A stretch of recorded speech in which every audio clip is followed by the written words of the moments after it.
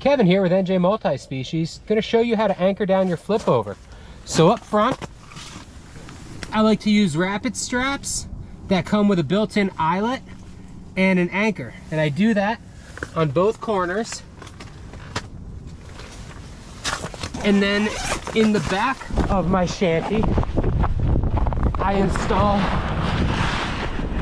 D-loops, and then I silicone the washers on the inside to make sure to keep those watertight in case you have a slushy day. Carabiner to more anchors. Got that over there too. And with those 4 points installed, you shouldn't have your shanty fly away like Joe's did yesterday.